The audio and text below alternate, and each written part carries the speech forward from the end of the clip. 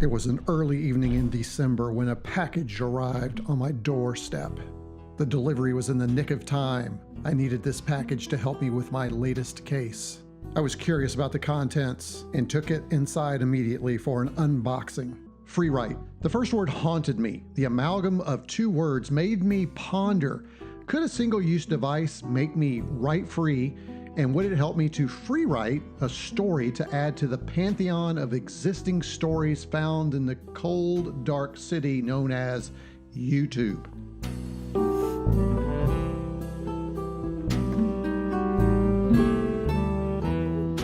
I grabbed the brown cardboard box at each corner and noted its heft.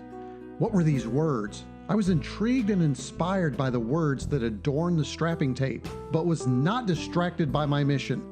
Open the box, or as others put it, the unboxing.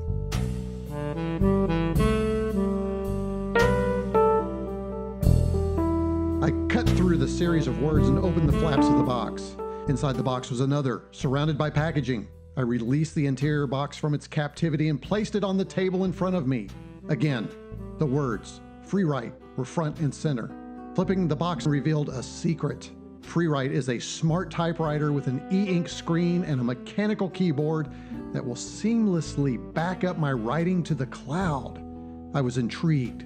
The images excited me as I flipped the box on all sides to reveal even more technical tidbits about this device.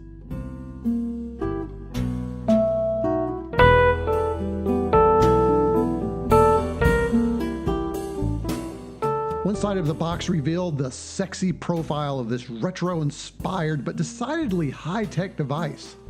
The lines made me giddy with anticipation. I wanted to put my fingers all over the keys, to longingly gaze at the e-ink display, to watch the bits fly through the air as they sink to the cloud.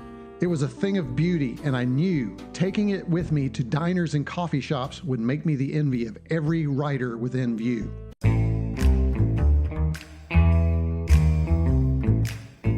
I cut through and then ripped off the transparent covering using my Swiss-made cutting tool.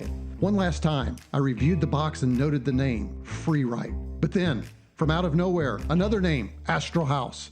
I knew that name. Was it from my time in Manhattan investigating the Rittenhouse murder? No. My memory brought me back to a Kickstarter campaign from 2014. Astrohaus was finally out of the seedy side of the internet and had gone legit, selling the Freewrite in over 50 countries and releasing over 115 million words into the cloud. But would their device inspire me to add to that collection of words? Slowly, I lifted the top of the box. The Freewrite was covered in a fibrous cloth that denied my viewing of the device. Even the interior box packaging was gorgeous. The Freewrite was held into place by two black side supports. I slowly pulled them off and moved the cover. As I lifted the device, I noticed the weight. It was hefty, but in a good way. Delaying my desire to put fingers on the keys, I noticed a small package containing a corded and fashionable black and white USB-C cable, complete with strap and that word, Freewrite, on each connector.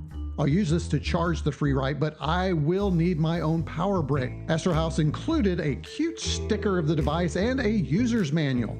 The user's manual is small, simple, and includes everything I need to operate the smart typewriter. I was ready to get flowing and looked once more longingly over the beautiful device. On the upper left of the device was a switch labeled Folder. 3 cryptic options included A, B, and C. The switch was substantial and made a thunking sound as I cycled through the options. Another similar Wi-Fi switch was on the upper right of the device with 3 additional options: off, on, and new. Between these switches was a gorgeous e-ink display with good contrast and sharp text. The display was easy on my eyes. Finally, the keyboard. One last time, I refrained from touching the keys.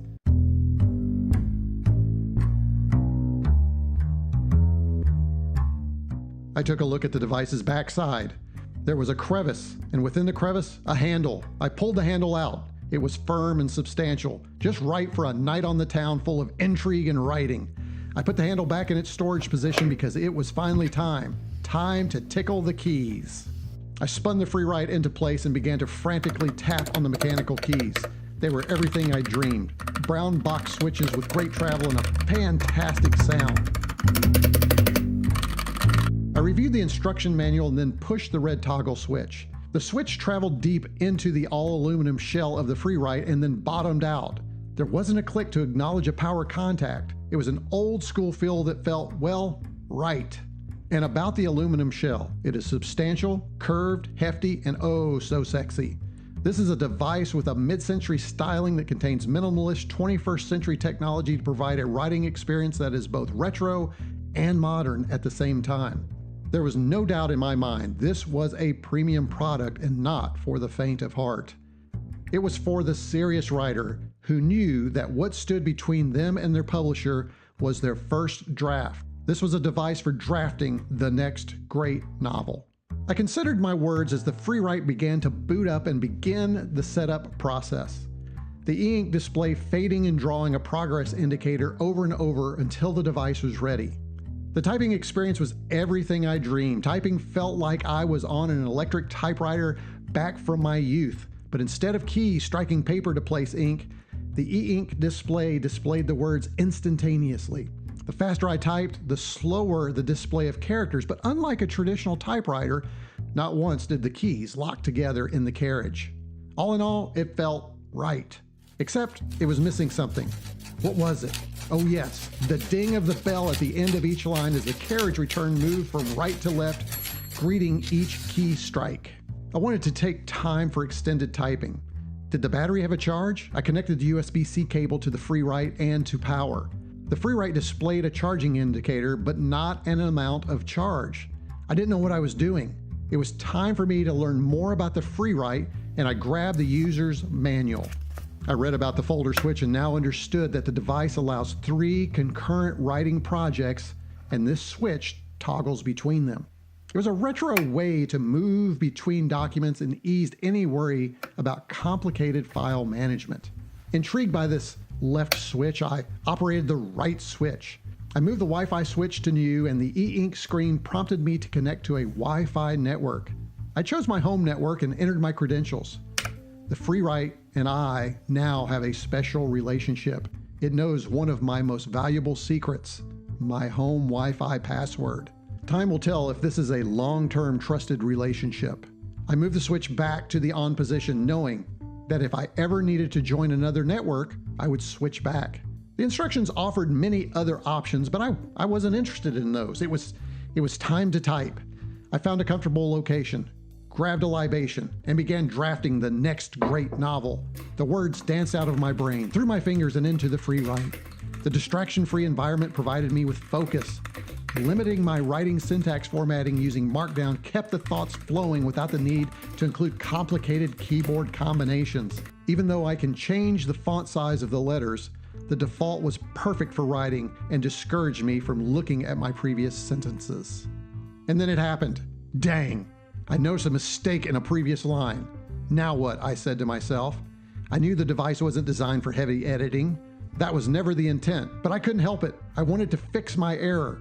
I'd used the backspace key with much success to correct errors on the same line, but now, how do I move to a previous line without backspacing entire sentences? There aren't individual cursor keys. Again, reminiscent of an old typewriter. Oh, but there are cursor key functions, the user manual informed. Hold down the red New key and use the popular WASD keyboard layout. To move the cursor one word left or right at a time, hold New plus A or D. To move up or down a paragraph at a time, hold New plus W or S. And then I saw them. Cursor key markings on the front of the WASD keys. These markings on the front of the keys were reminiscent of another device from my past, a Commodore computer. I soon discovered that to move back or forward a character, I had to hold down the Shift key along with the previous A or D combination. Using Shift along with W or S moved the cursor up and down one line. While not intuitive at first, upon successive use, the cursor functionality became more natural and intuitive. This layout reduced keys on the keyboard while at the same time provides the keys you need. Are there other keyboard combinations? I pondered.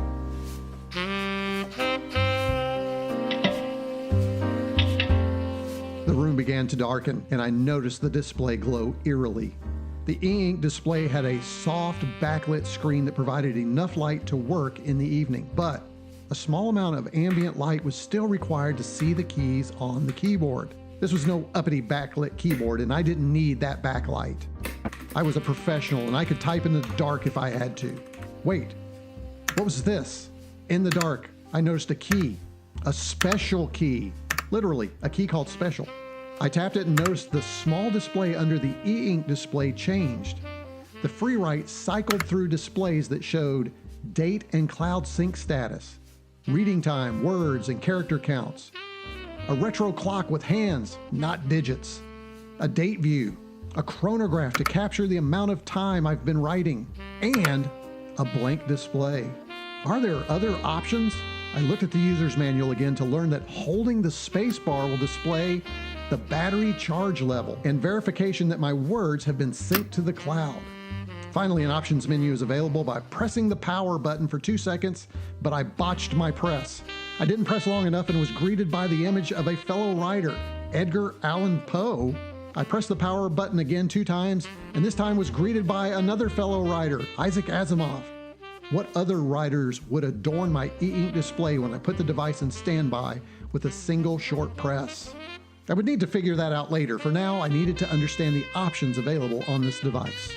I finally pressed the button for the correct amount of time, about 2 seconds, and an options menu appeared. On the device, I could log out of my account, change the font size, modify the screen brightness, install firmware updates, and shut down the device. I would later learn that there are other options using a web browser, such as connecting the device to cloud services such as Dropbox or my preferred cloud, Google Drive.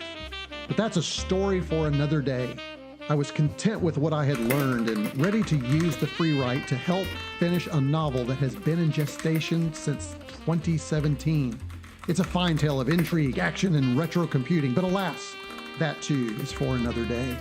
If you like this story, hit that like button below. If you'd like to learn more about the Freewrite Smart Typewriter's online features or its younger and more compact sibling, the Freewrite Traveler, drop a comment below. You can help fund this channel by hitting the thanks button below or becoming a member at buymeacoffee.com/retrocombs. Stay tuned at the end of this video for more stories from me, and read the video description below to learn how you can get your own Freewrite and save money in the process. Is this the end? For now, but until later, retrocombs out.